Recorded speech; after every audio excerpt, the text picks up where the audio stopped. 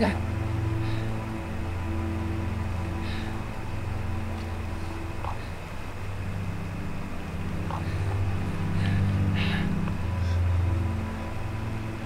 Bata.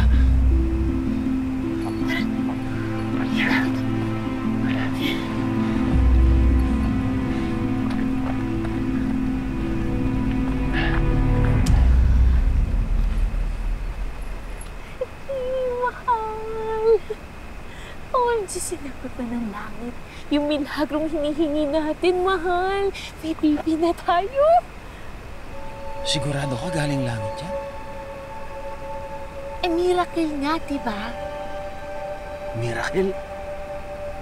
Baka mamaya horror story yan. Tiyanak? Tiyanak? Napakakit na itong batang to. Ano magiging tiyanak to? Sino kayang walang pusong ina nagpaano sa sarili ng anak? O, tingnan mo. Nag-imbento ka na kaagad ng kwento. Nambintang ka pa. Sigurado ka ba pinaano dyan ng nanay niya? O baka yun lang ang gusto mong paniwalaan? Bahala ka, mahal. Kasi hindi naman yan mapapatpa dito kung wala nagpaano sa kanya. Baka talagang tinangay siya ng tadhana para matupad na yung pangarap natin na kabibi. Ba? Diba?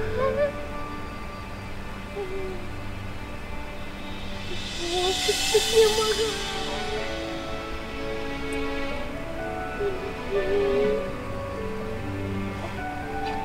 Ano naman?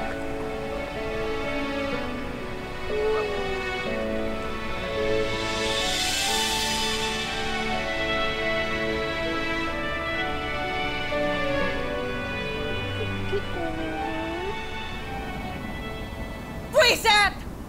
Naisugod pa pala sa ospital yang Eduardo na yan. Buhay! Ang tindi naman ng matanda ngayon. Nakaligtas pa. Eh, syempre, masamang damo, matagal mamatay. Ano gusto mo? Tapusin ko. Papatayin ko. Hindi na kailangan. Nakausap ko na yung doktor niya. He is heavily injured and matatagalan bago siya makarecover and he need years of therapy. So, baka naman tapos na ang termino niya bago siya makabalik. Until then, ako muna ang uupong mayor. Sapat na yun. Ibig sabihin, magagawa natin mga aktibidades natin.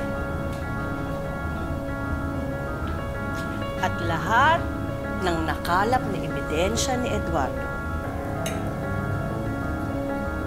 buburahin ko ng unti-unti. Tingnan mo nga naman. Umaayon pa rin sa atin ang pagkakataon. Pagdurusahan ni Eduardo ang ginawa niyang pakikipaglaban sa akin. Masasaksihan niya kung paano ko unti-unting aagawin yung kapangyarihan matagal na niyang pinoprotektahan. Sa akin ang bayang ito!